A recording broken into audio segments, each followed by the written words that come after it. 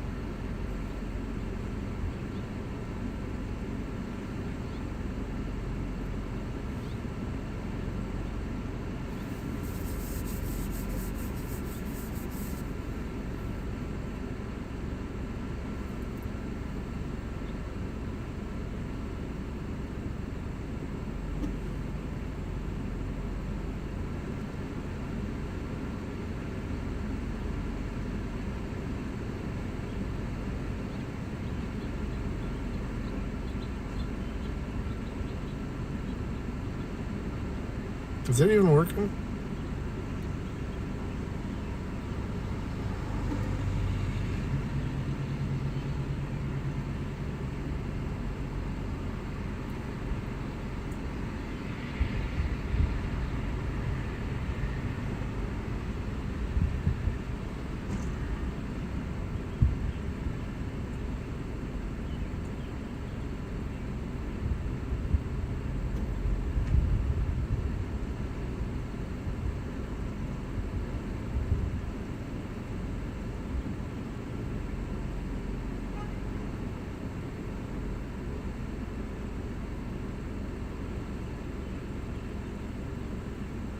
Why is it not telling you that? Is it fucking not working?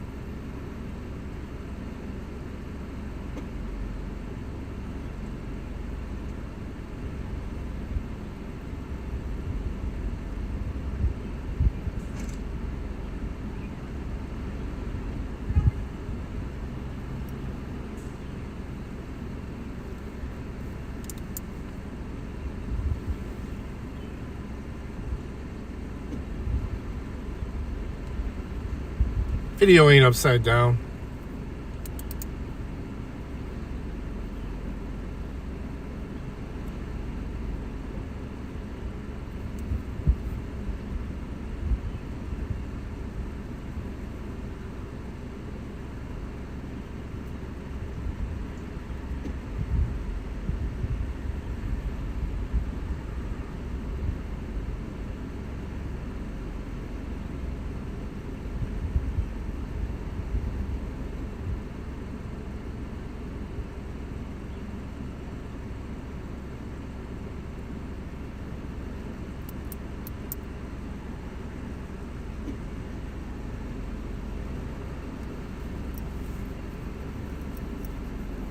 What's up, Pink Taco?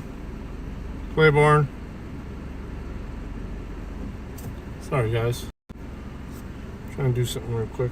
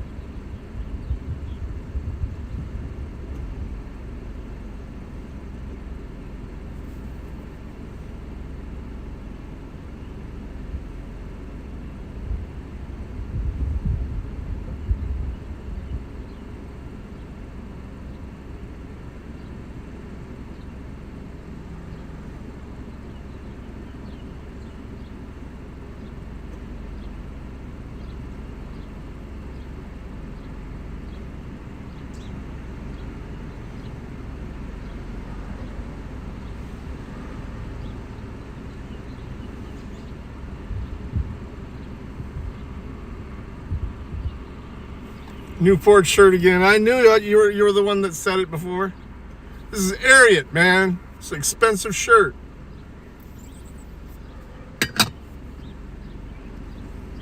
Asshole.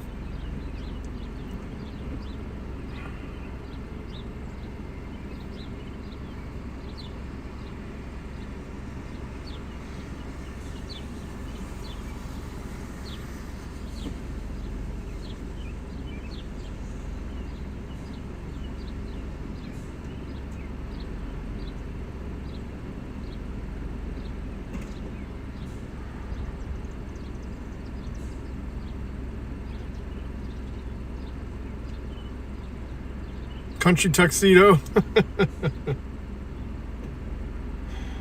Y'all suck, man.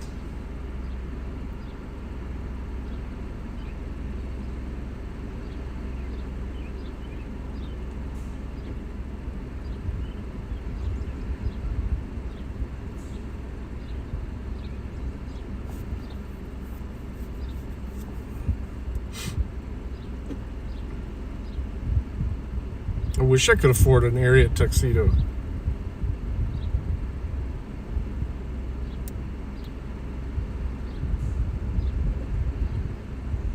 let's just do that. Okay.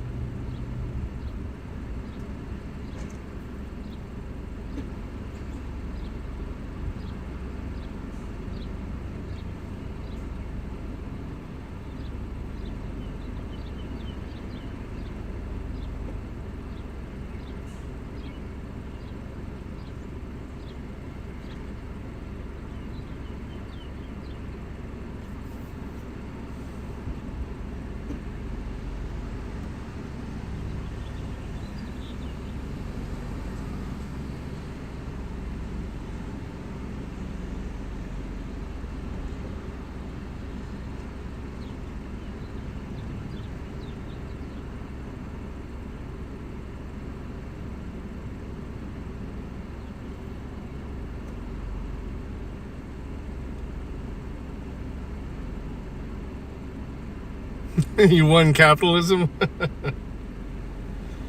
Alright, I'm done. playing on my fucking phone.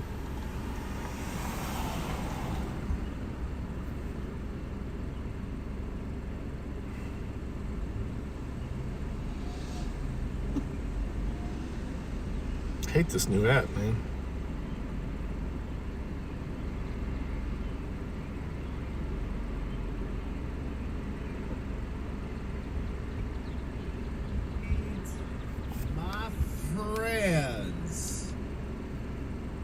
We just pressed the Let's Go Live button over here on our end, and you know what that means. We got to wait for those tubes to fire up all across the fruited plain of the interwebs before we go ahead and get started. Got to make sure the stream has fired up, or else sometimes we do not connect. That's a big problem for us here because this is a live stream.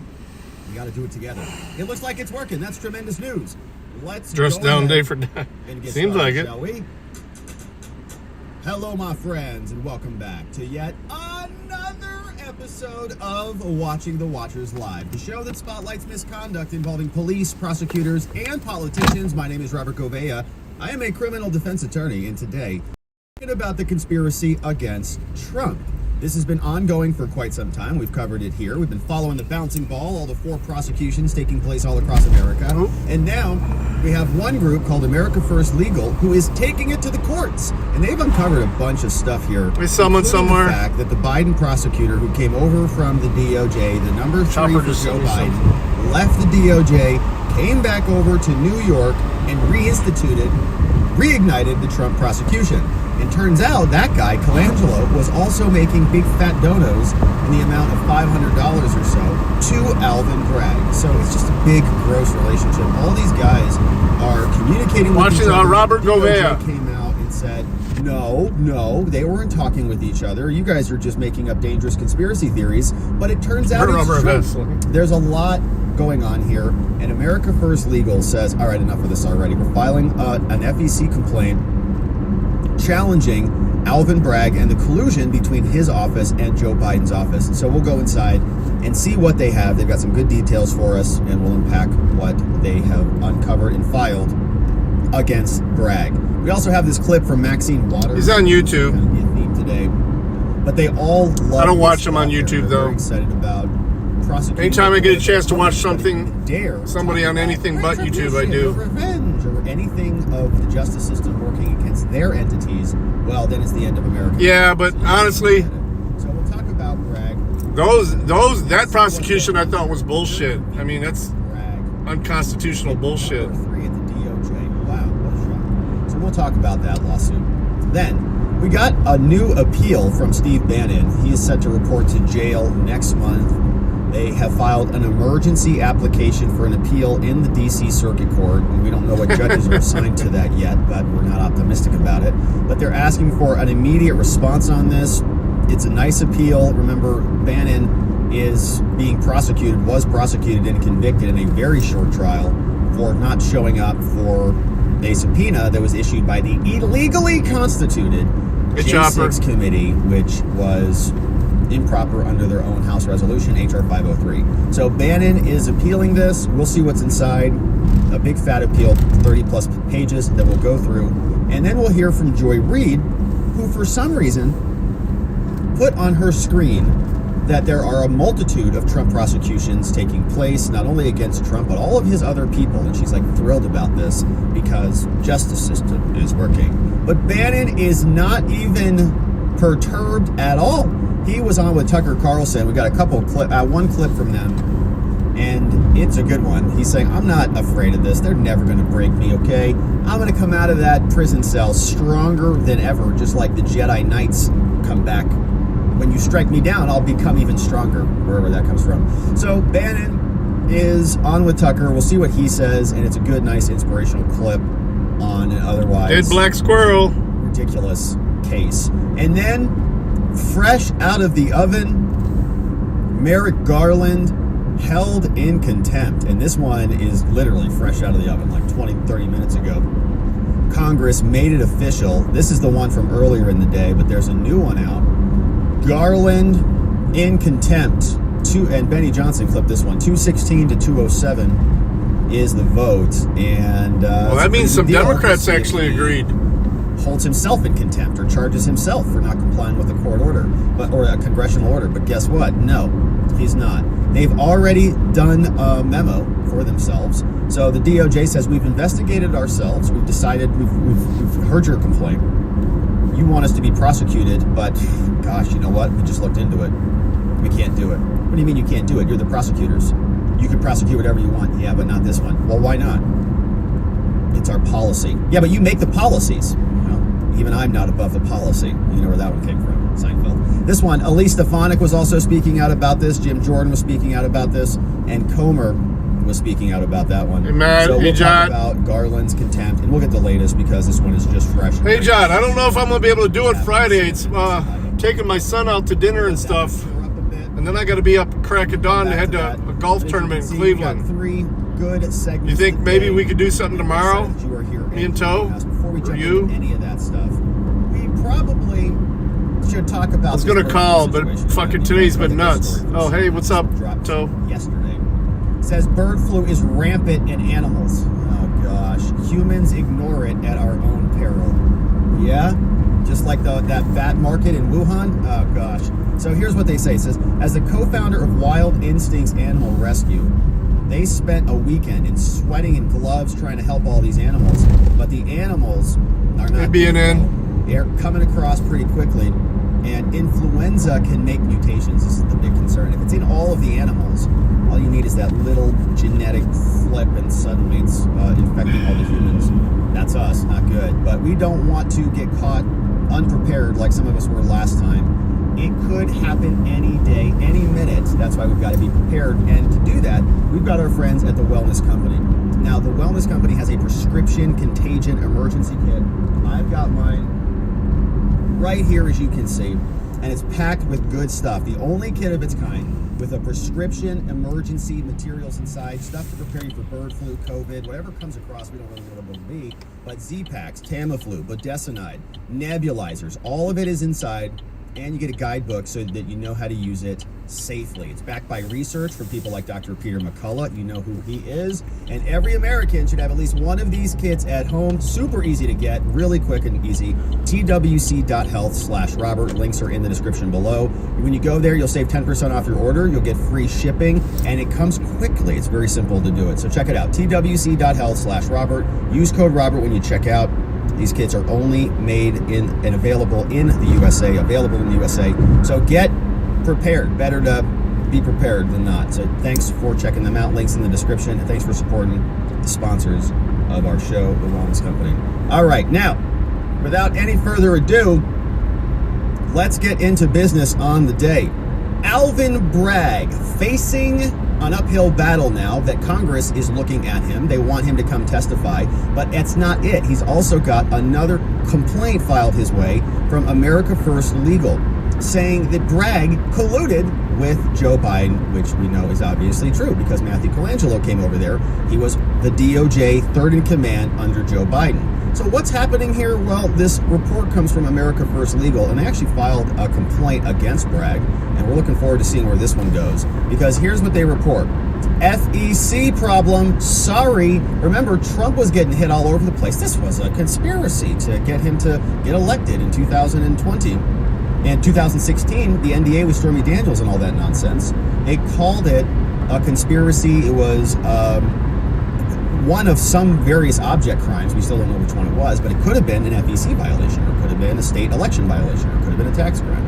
But so here, they're saying, oh, Alvin Bragg, you committed that exact crime that you're alleging that Trump... No weed should be illegal weed. Reveals that Bragg has committed a political prosecution with the sole intent of helping Joe. Here's some background on this before we read through the filing. In December of 2022, remember that Bragg reportedly hired Colangelo, the Biden prosecutor. He came over for some reason. Apparently, this was, Bragg said, because he has a history of taking on Donald Trump and his family business. Remember this one?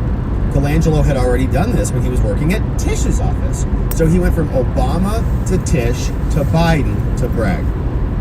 So he joins because he's got this experience. He left his post as the number 3 in the DOJ, a move that reeks of partisanship. Why would you get a demotion? Why are you going to go work for Alvin Bragg? All right. You're number 3 at the DOJ, the biggest justice system in the department in the entire world. You're number 3 for the United States of America.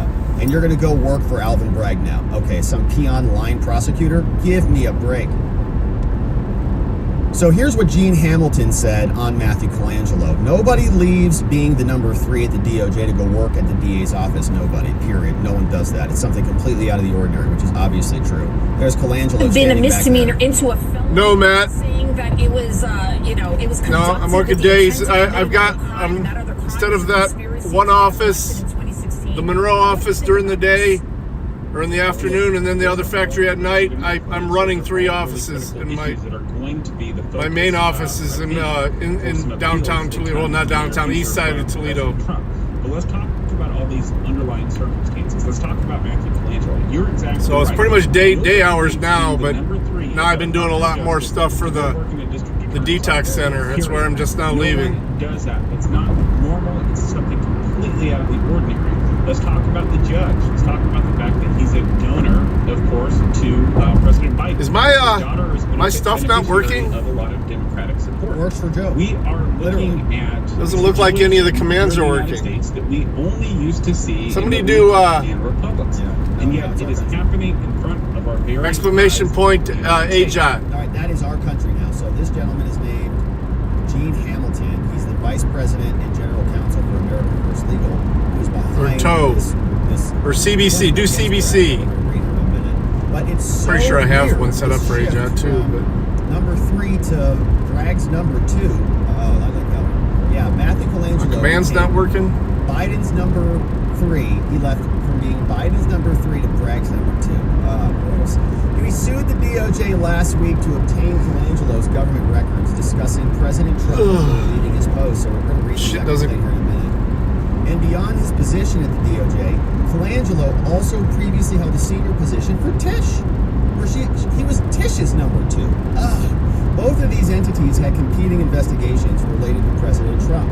And notably, before joining the Biden DOJ, Colangelo contributed several times to Alvin Bragg.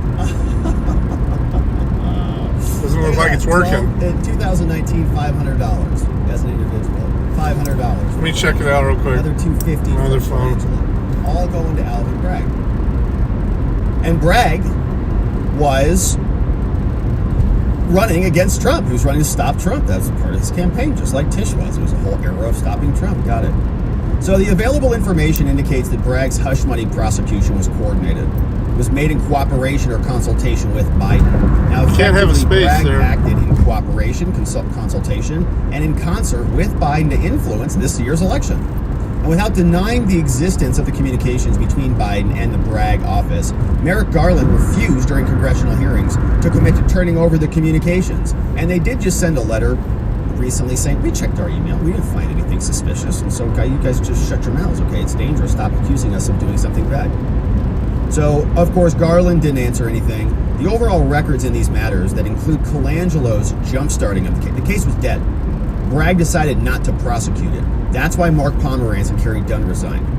Then Colangelo came back over, and boom, the case comes back alive. Garland's refusal to disclose the communications and Biden's campaign and press events immediately after the trial indicate that the hush money prosecution was made to harm Trump, would not have been made if Trump were not a candidate. Now, because the information and available information supports a conclusion that this was political, somehow turned if off. the prosecution is political, then guess what?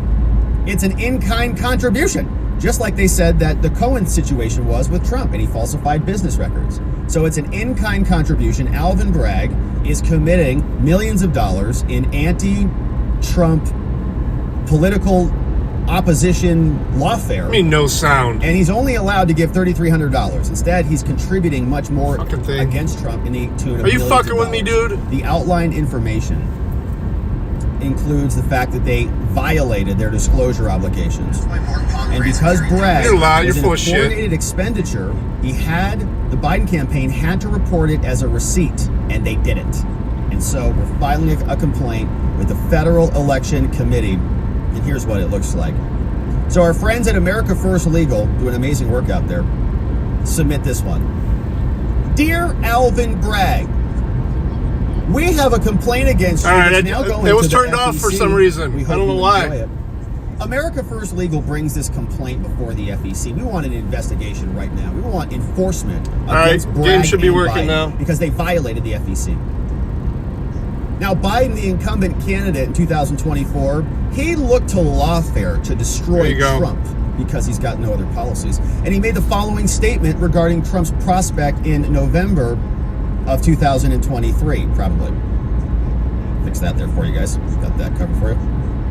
It says, if he does run, I'm making sure he, under the legitimate efforts of our Constitution, does not become the next president again. Let's fix this one. I guess it's probably, looks like footnote has a correction for us, 2022. Got that for you, gentlemen. My pleasure. In coordination with Biden and his campaign, New York County District Attorney Bragg resurrected this so-called hush money case, this zombie case, as part of that lawfare strategy against Trump, under a legal theory that Trump had previously sent, his predecessor had previously sent back into the grave, yes, out of concerns the felony charges would not hold up in court. Colangelo comes back, joins, and the case is resurrected. Political article back from April. All right, I got to call somebody and walk them through. Now, by pursuing this politically motivated prosecution against Trump, Bragg made an excessive contribution to Joe Biden. Illegal contributions. And Biden accepted this. And they probably falsified business records. And so Biden violated U.S. Code, that section, by failing to provide the required disclosures. Now they say, Let me call this guy real quick.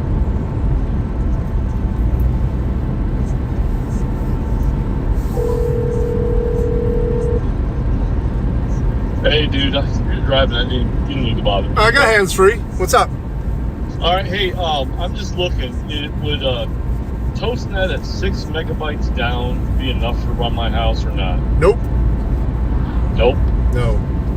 What's the bare minimum you think I'll need? 50. 50. All right. Yeah. Toast is just dial-up. Or DSL. Oh, right? okay. Well, they're saying they got fiber. I'm checking to see if they got fiber here. Okay. So Yeah. we'll see. I'm not sure who does fiber out there. Maybe Omni Fiber in Toledo. Yeah, because I'm looking at it like Toast is DSL dial-up or whatever. DSL. Yeah. Yeah, but then it's like dial-up for the upload, so it's slow. All right, like I said, dude, I'm just looking at the $178 a month. It's just fucking killing me. No, I get it. So, like I say, they're showing on here a fiber, 1 gig down and up and down for $90. Yeah, there you 50 go. plus devices. Yeah, But see if they it's. won't tell me if my address qualifies for it. They usually on their website they have like a serviceable areas. You have to just punch in your address and. Yeah, I did that. And it says just the it's whole DSL. Yeah. 6.75. Yeah. So, all right. So I want at least a 50. Yeah. Now David's going to be running at max 2 TVs and 3 other parts. So he's got like 5 devices. What would be enough for him? I mean, 100 be fine. Yeah. What's available where he's at? Not much. It's probably Spectrum Even out though there. he's 4 blocks away, there's more available here than there is over there. May just be So I'm just May just be Buckeye. Doesn't Buckeye have a lower speed than what you're doing for cheaper? Yeah, but they're jacking the prices. I mean, they get them in at $49, and that's for the first 3 months, and it goes to $70. They only guarantee that for 4 to 6 months, and then it goes up again. That's crazy. It's like bend over and take it here. You know what I mean? Try see if Amplex is available there. AMPLEX. Amplex. Yeah. All right. New screen. AMPLEX.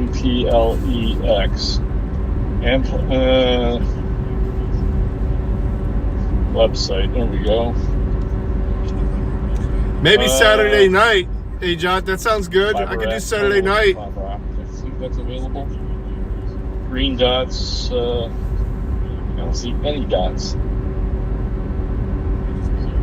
All right, let me just put an address in. All right, dude. Hey, so you still working? I had to go fix some things out at the detox. Damn, that sucks, dude. Green Springs, on the way home from there. Yeah, well, I went out with Simon to for a while, and then I didn't want to come home quite yet, so I ended up going out to seeing Mackenzie for a couple beers, and hey, it says it's available. So yeah. Check it out. Yeah, I will. All right, I'll do that one. All right. All right, brother. Thanks, man. Yep. Bye. Have a good night. You too. Bye. Bye. Sorry, guys. 357. Yeah, Saturday. Yeah, I got a tournament in the morning, golf tournament in the morning out by Cleveland, but we'll make it there for the evening to do some cop watching for sure. I'm excited about it, and that actually relieves me because I was feeling bad about not being able to do it Friday. Let's tell you a little bit more about us, AFL, America First Legal. Awesome organization. They have a mission, which is to promote the rule of law, due process, equal protection, protect individual rights, uphold the Constitution. And in furtherance of its mission, they hold accountable our unethical, illegal, disgusting government officials.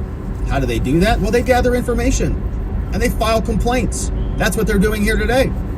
And we rely on you, the FEC, to properly administer this act so you can hear our complaints and act appropriately. Now, let me tell you about the people here. We've got Alvin Bragg, we got Biden for president, we know who he is. But here are the facts of the case, FEC.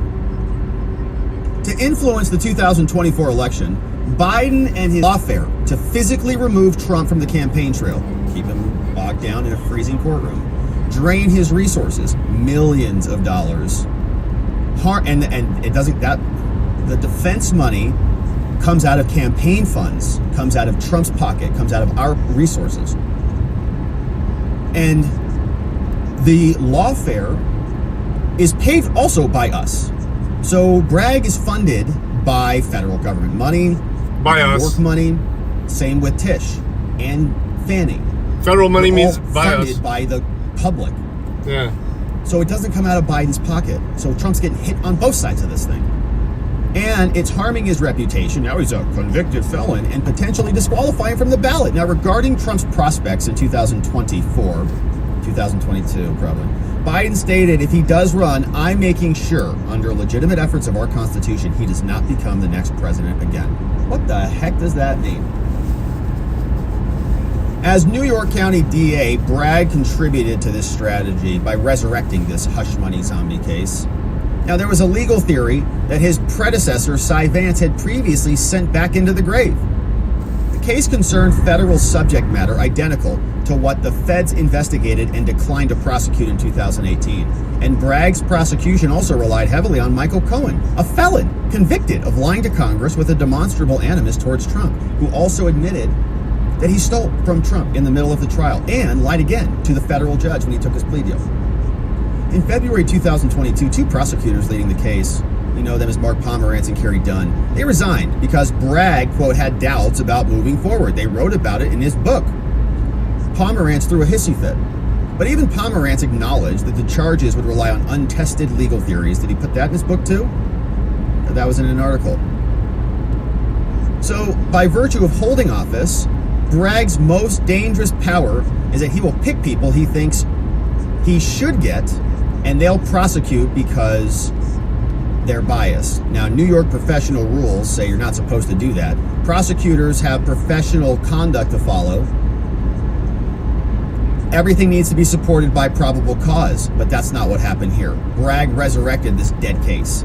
Now he's relying on untested legal theories. And during his campaign, when he was even running for this office, he reminded voters frequently that in his former job, he sued Trump more than 100 times. Are you kidding me? I went after Trump all the time. Because he used to work for Tish.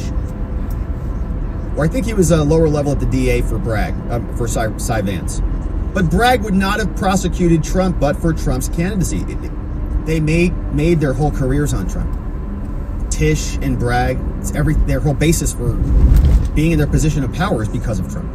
Bragg's commitment to getting Trump gained him the support of senior Biden political operatives. He announced his primary campaign. After Bragg announced his primary campaign against his predecessor, Bragg received a contribution from Chirag Baines. And Chirag Baines would later become the deputy assistant to Biden. Oh, so Biden deputy assistants are donating to Bragg. Isn't that fun? On June 29th, Bragg also got a contribution from Adam Hickey, who would later serve as a senior official in Biden's DOJ. Oh, so more Biden acolytes all funding Bragg. Now, his commitment to getting Trump also gained him the support of George Soros, which we talked about in Color of Change. Now, on May, the PAC for Color of Change endorsed Bragg. Then Soros gave them $1 million, and about half that went over to Bragg.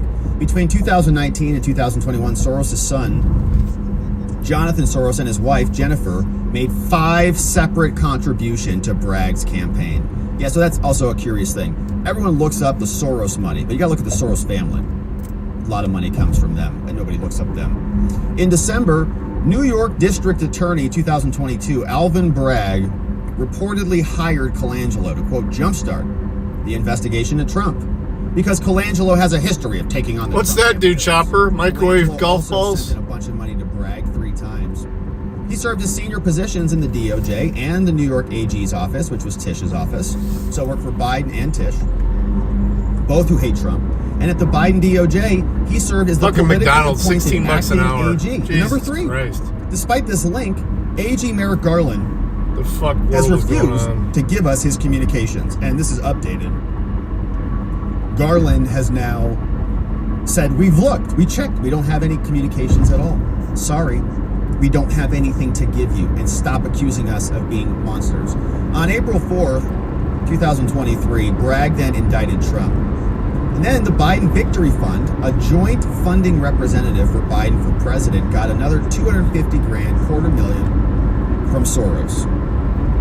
Then $350,000, and then another $303,000. So about $1 million comes in to Biden. Now, on the final day of the trial, the Biden campaign held a press conference. They dragged out that Robert De Niro guy.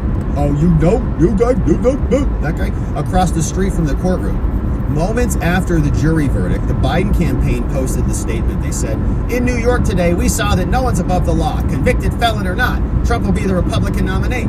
The threat that Trump poses to our democracy has never been great. Soros now, who is the heir to Daddy's committee, that spent $32 million, stated that Democrats, so Soros, his other son, went up there, and he said Democrats should refer to Trump as a convicted felon at every opportunity. We played that tweet here because this is their new label. It's their new moniker. They have nothing else positive to talk about because mostly they just destroy things.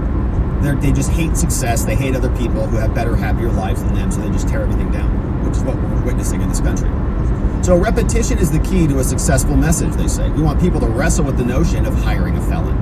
Now, on the same day of Change also issued a statement saying Bragg's prosecution of Trump was a fruit of our labor. So Color of Change is very happy. They're like, oh, perfect. To obtain the verdict, Bragg's office contorted the law, however. And among other things, they violated the Supreme Court doctrine known as primary jurisdiction doctrine. Good night, Claiborne. Which Thanks for hanging out, bud. A court should stay or dismiss a claim when it implicates issues within the special competence of a federal administrative agency, which would have been the FEC.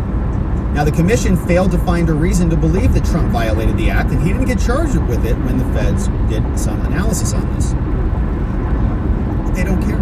They're going to use it against him. Bragg's prosecution has literally physically removed Trump from the campaign trail. It's drained his resources, it's harmed his reputation, and it's disqualified him from the ballot in certain jurisdictions, potentially. So all of that is election interference. It's federally funded, government-funded election interference happening right now. So under the act, they say, they're going to give us some analysis here, and we'll fast forward through a lot of this, but they tell us what are in-kind contributions. Right? Well, they said that the NDA for Trump and Stormy was all in-kind, campaign conspiracy, contributions, and so on and so forth. Well, what about this? What about prosecuting your entire opponent? The available information says that Bragg's hush money prosecution was coordinated with Biden. It was made in cooperation or at the request or the suggestion of Biden. He made that announcement. in 2022. Now, the FEC Office of the General Counsel has consistently recommended the commission find reason to believe that acts by a third party to influence an election result in a contribution. If you're helping somebody, that counts. So the available information also Acorn includes love. strong circumstantial indications that these two, Bragg and Biden, coordinated together. Bragg reportedly hired Colangelo right out of the DOJ. And he admitted that he hired him to jumpstart his office's investigation. Footnote 50 from this article. From the New York Times. New York Times reports that Bragg wanted to jumpstart his office's case, so he took Biden's number 3. Alvin Bragg made him his number 2.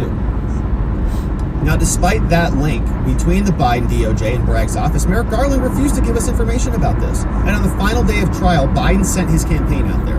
Moments before the verdict, the campaign posted a statement, "No one's above the law," except Hunter Biden and Joe Biden. Now, in analyzing whether this ultimately is a contribution or an expenditure, we got to ask ourselves about whether it had a purpose of influencing an election. Obviously, this does. They say other advisory opinions give us some guidance on this. But the commission has already previously found that an activity by or in connection with a federal candidate, including things like this, could impact a federal election.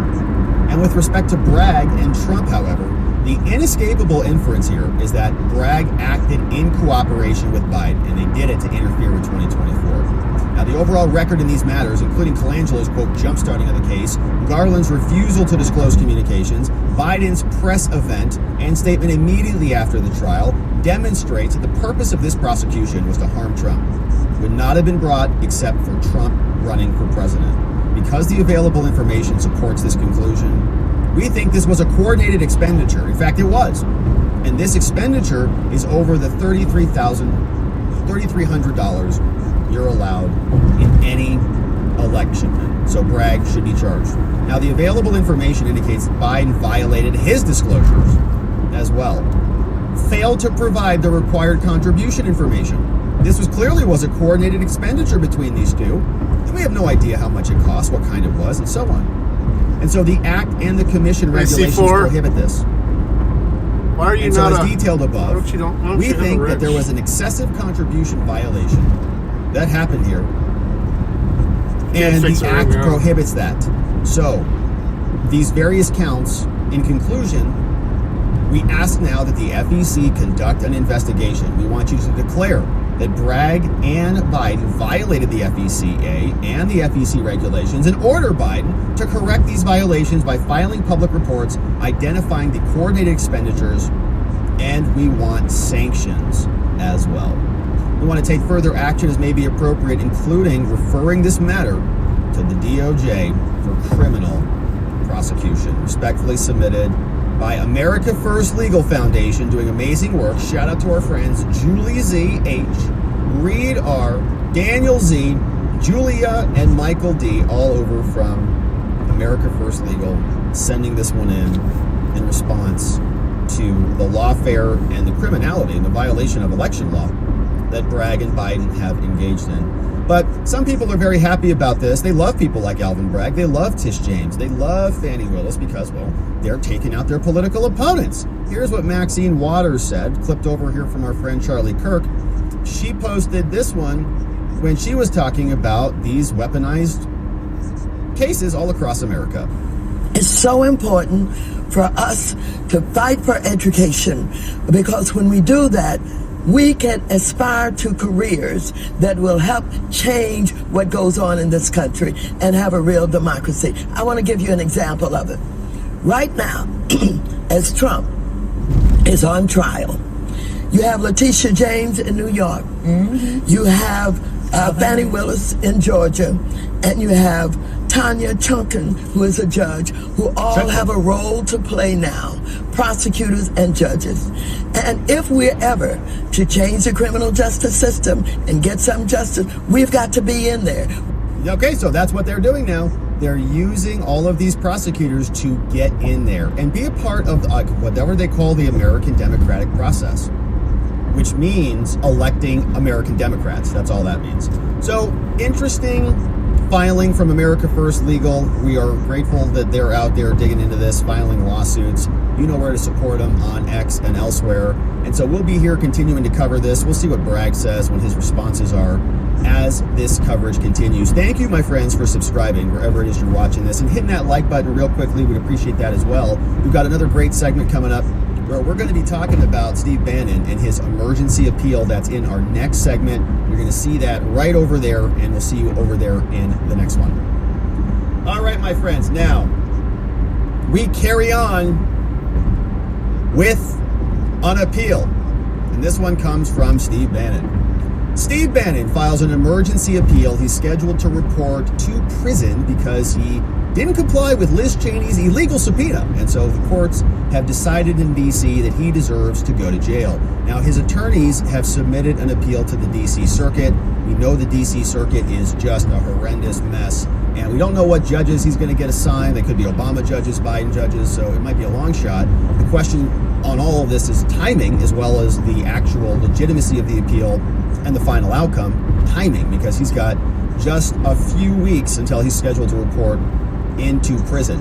Now, Joy Reid, who's a lunatic, said that this is great news. All of the political prosecutions in this country show that the justice system is working, but I think they've bitten off more than they can chew. Steve Bannon was on with Tucker Carlson. He says, I'm not afraid of this garbage at all. I served my country in the Navy. I'll serve my country sitting in prison as a political prisoner. They will never break me. So stick around till the end of this segment. We're going to have Steve Bannon fire us up here in a second. But let's jump into the appeal to see what's happening and gauge whether this is going to go anywhere in D.C. We're in a terrible jurisdiction, the District of Columbia Circuit Court of Appeals.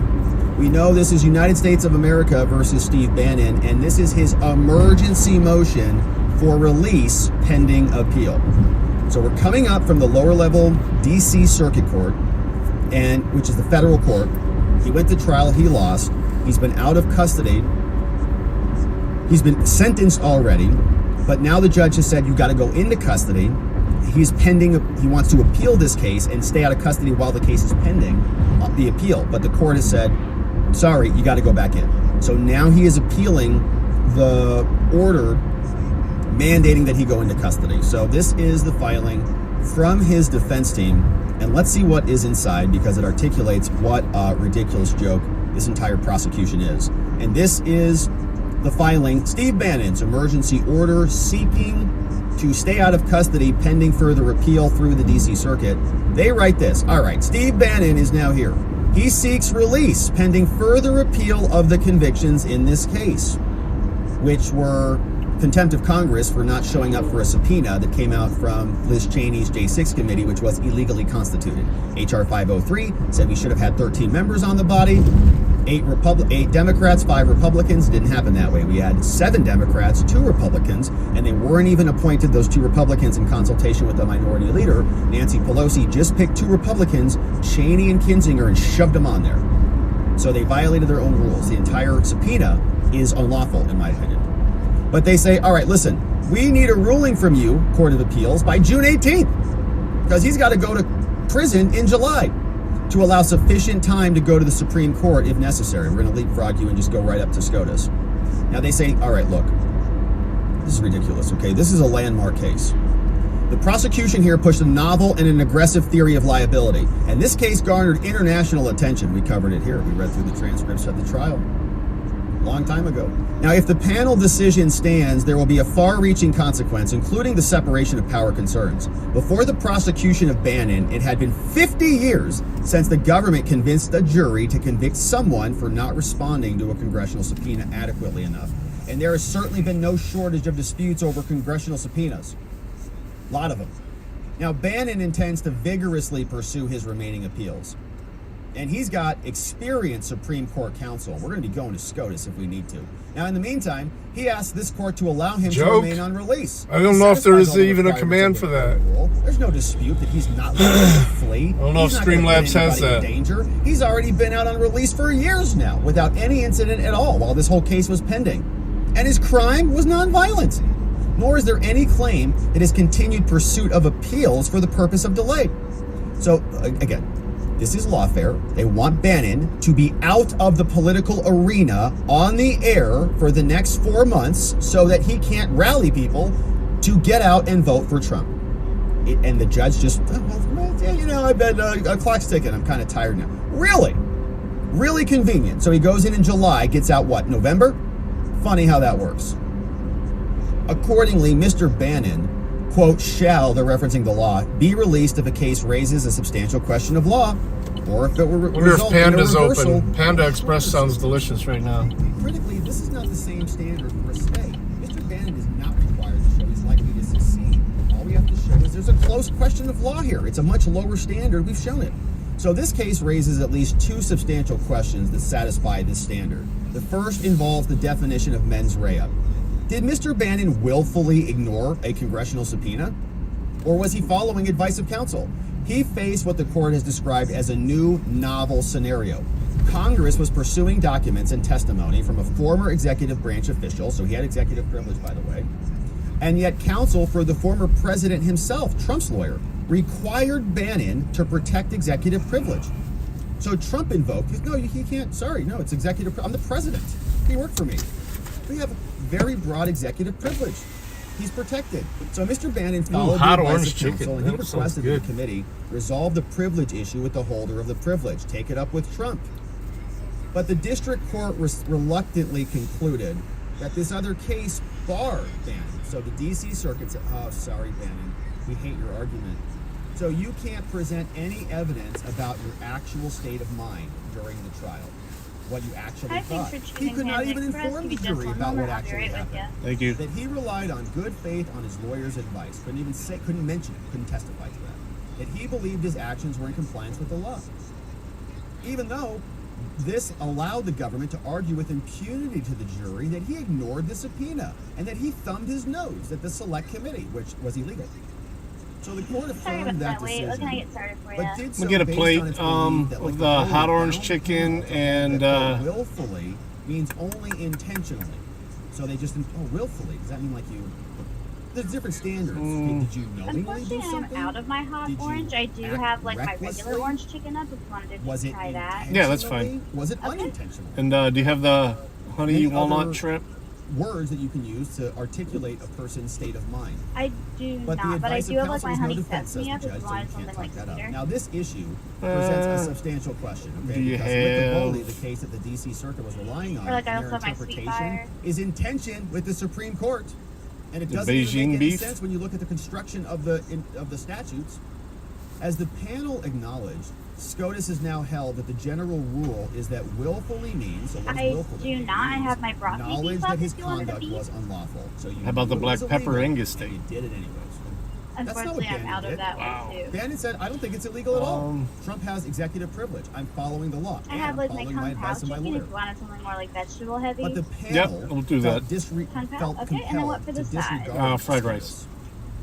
But the Supreme Court will not do that. So we're just going to go up to All right, SCOTUS. what else when can I it's get time. for you? That'll be it. Now, further, All right, Licavoli it'll be relied on the 90 fact that something. SCOTUS had rejected the advice of counsel argument, but it was under a different provision. And that different provision does not Panda even Express, have the word yeah. willfully in it. So why are they relying on that Panda to Express say that on it it. doesn't apply? SCOTUS has a different interpretation. In fact, under their current approach to the construction of the They statutes, seem to be out of everything here. Congress's use of So two they're different failing. mens rea thresholds in the very same provision is showing that there are different tests. How you doing, Otherwise, Oklahoma? willfully would be superfluous. Like the word's in there for a reason. So SCOTUS has recognized that two distinct offenses, they're disjunctive, and only one of them is willfulness, an element. So to summarize this, SCOTUS has a general rule about the meaning of the word willfully. And this court is Extra fish interpreting it sauce. wrong. Although that does not require Bannon to make a showing that the SCOTUS might actually accept this, they have taken an interest in this issue. They've accepted 19 cases over these problems, and so it's likely Thank you. they're going to accept this one too. Now, this case raises substantial questions again for another reason. Number 2, there is an acknowledged circuit split as well. What is the appropriate test for the rule? All right, let's try it. Any It's issue for a on which the cop. circuit Yeah. split is a substantial question until SCOTUS clarifies. Tell them that, right? So if Mr. Bannon is denied release, he will be forced It's to for a serve pack of his Newports. sentence before the Supreme Court. According to even has a Pink chance to Taco, that's what I consider look this. like. And the court is going to go up on a summer recess soon, too. So there is also no denying the political realities here. Bannon is a high-profile political commentator and a campaign strategist. He was prosecuted by Biden, whose policies are a frequent target of Bannon's statements. The government seeks to imprison Bannon for the 4-month period leading up to the November election, when millions of Oh, I Americans forgot about looked Jersey to him Mike's, man. for information I'd have had on to go in important there. campaign issues. This would also I don't like dealing with effectively people. bar Bannon from serving as a meaningful advisor in the ongoing national campaign. That's the whole point. The court should grant release pending conclusion of Bannon's appeals. He's also going to SCOTUS. Now, prosecutions, they say, for these types of cases are exceedingly rare. Before Biden, the last time we prosecuted someone was 50 years ago. And that's just Bannon. 234 years, we've never prosecuted a president until Joe got here. Now, given this, one would assume that the government would pursue such charges only in the most extraordinary circumstances, when there's no questions that someone is clearly guilty. But the jury heard that the only explanation is that Bannon wasn't. I have iced tea. Prosecutors said, and that he had contempt. I'll refill that when I get home. He couldn't even respond. In response to those direct If I get a soda at Mr. Bannon was barred from presenting evidence or arguing at Panda that there Express, was no willful it'll be violation. Dr. Pepper. Bannon, Oh, Culver's, the court, damn. they said would be unable to respond until he said, I can't respond until we settle this executive privilege stuff. But when facing the dispute, Bannon relied on his attorney. Trump invoked, but Bannon couldn't even present that evidence to the jury. The judge said no. They said that he was willfully violating the law, but they couldn't present any evidence to the contrary. Now, although the court previously rejected Bannon's arguments, the panel's opinion demonstrates why this is a substantial question and why you should accept this case. Say, we think that the Supreme Court is going to disagree with you, by the way, on this executive privilege stuff. This was no routine case of someone disregarding a subpoena. This was a big deal. Charges under 192 are virtually unheard of in modern times. It's the Biden administration for you. And the panel itself claimed there was no precedent to guide how Mr. Bannon should have handled this subpoena. When the president, right, it's not like Bannon is the person, I'm not showing up. Trump invoked.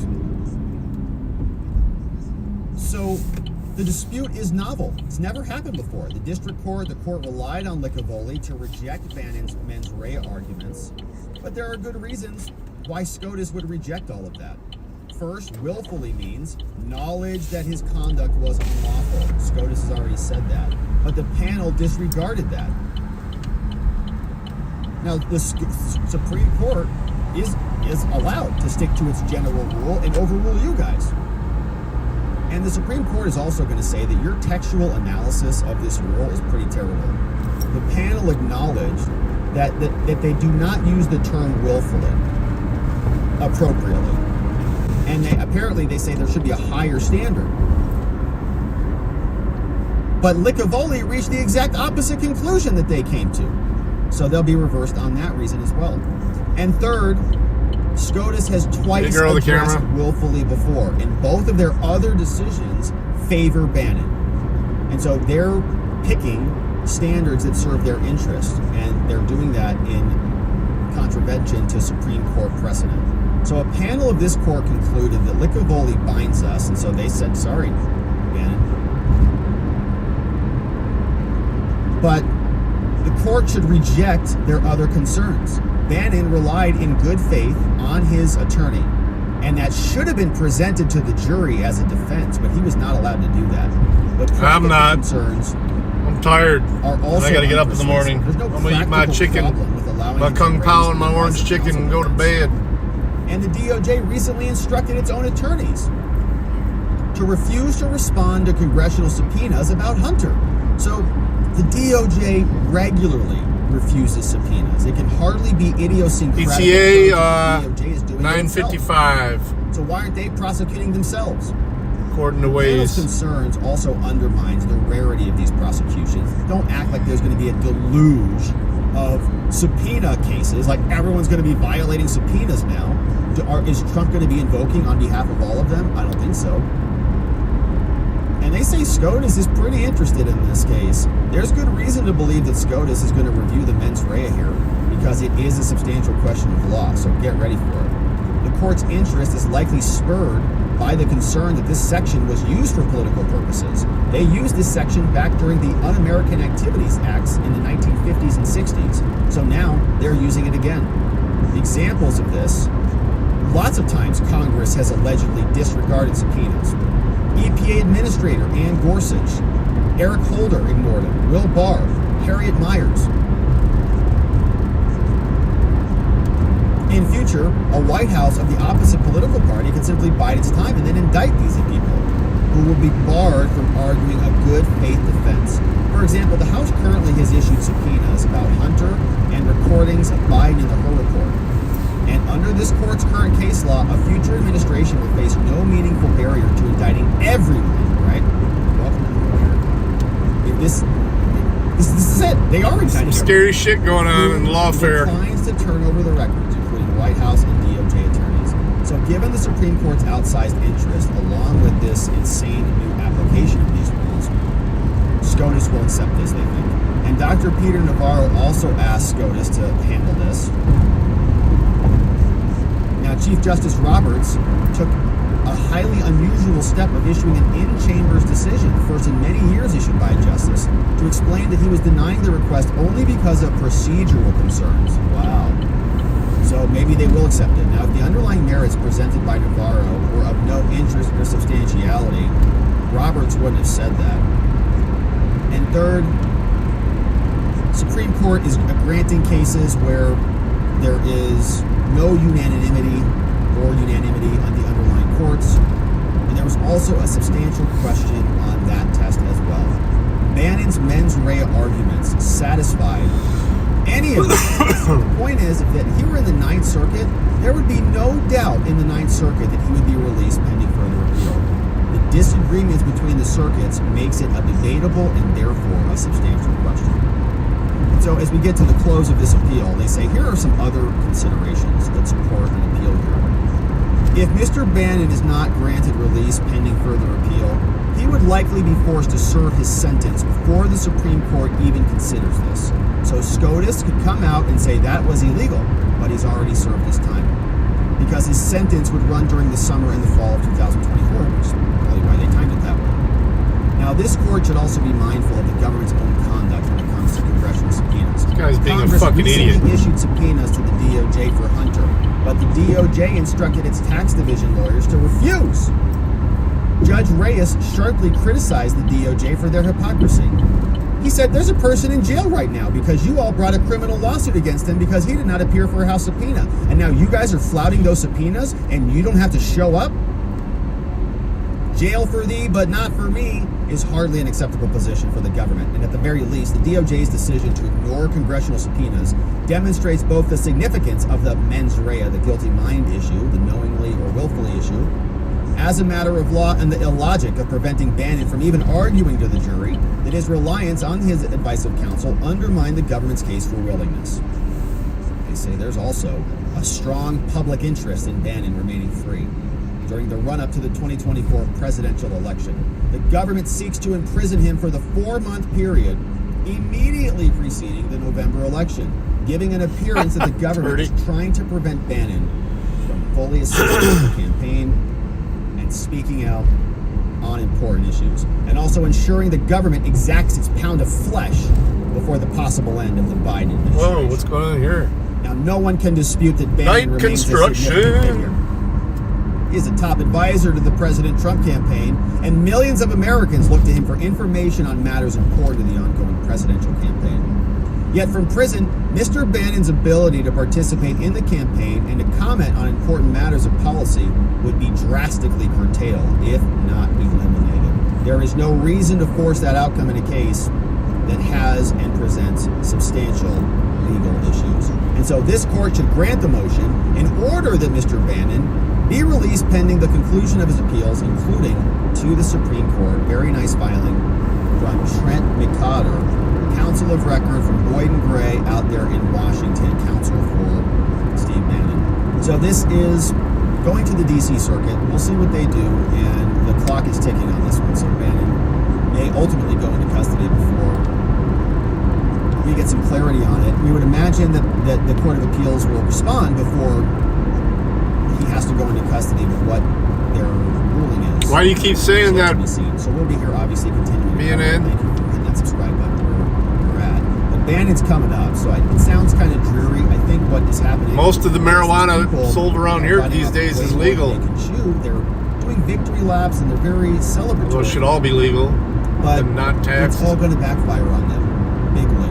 Here's Joy Bayer over on The View, not even understanding the own idiocy of putting up on the screen all the people that her party has targeted and then call that a resounding success.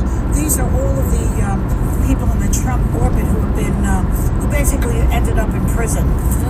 These are all of them. That's not even all. You got Steve Bannon, Peter Navarro, Michael Cohen, Paul Manafort, George Papadopoulos, Roger Stone, Rick Gates, and Alan Weissenberg. They've all gone to prison. So when you feel bad about the system and you think, gee, we're going to get stuck with the system is working. Yeah. These are all the Democrat system is working. They're very excited about taking out their political opponents. They put them up on the screen and say, good, we got them. Good, we should expand that. Now, Bannon hits this on the head, hits this nail on the head. Says, don't worry about me. They will never break me. Bannon went over, hung out with Tucker Carlson, and says, don't worry, America. I'm ready to serve as a political prisoner. And when I come out, I'll be stronger than ever. This illegitimate regime is trying to persecute not just President Trump. They're going to send him to prison on July 11th. They may defer that, but they're going to give him a prison sentence. As they've given Rudy Giuliani, either bankruptcy or deplatforming or taking your law license away or putting people in prison. That's what they're doing, and we have to stand up to it. That's why I would never give them, you know, you see McCabe on TV wetting himself every night about, oh, when these people get back in power, they're going to come after us. You're damn right we're going to come after you within the rule of law. Legally. Because that's how we'll bequeath a constitutional republic to our children and grandchildren. But no, I don't bat an eye. It's impossible. They will never break me, ever. And I quite frankly, will be just as proud to serve my nation as a political prisoner in a federal prison for a misdemeanor by Nancy Pelosi as I was to serve my nation on that destroyer. Right on, Steve Bannon, American hero out there facing lawfare head on, not even perturbed about it, willing to be a political prisoner so that we can have a constitutional republic that survives, that we can hand off to our kids. Thanks, Steve. We're going to be here to support you, my man. We appreciate that. We're going to continue to cover this appeal and hope that there is some sort of justice that comes. Maybe SCOTUS will step in. Well, you remove the tax, it's not so expensive. Dirty. Thank you for liking this video. Thanks. That's what sucks about it. That's why I say decriminalize it. As our coverage continues. Big difference. They decriminalize it, they can't Enjoyed this video. We're going to go talk about how tax it, all that crap. Although it does force them to test it to make sure it's let's jump safe. right into it. Let's see what is happening with Merrick Garland. I don't know if they did opium. I think they did cocaine and they did Merrick Garland held in contempt psychedelics. by Congress. Is he going to show up and respond to the congressional demands? There was a subpoena that went out for the Robert Hur tapes, and he's not giving them over to them. So now contempt is appropriate. And they just dropped that out today. We had the final vote. Here's what it sounded like. Our friend Benny Johnson clipped this one for us. 216 to 207. Here's what it sounded like. This is the official contempt of Congress vote. And there was an earlier one in the day, a procedural vote to move this forward. Yep. Here's what it looked like as the final votes came in. 215 to 207 with a minute, 12 seconds left. The clock is expiring. It looks like the Republicans are up pretty dramatically, 216 to 207. Very, very productive day from the Republicans. Wow, we don't see that a whole lot. So, pretty interesting. Now, what does this mean?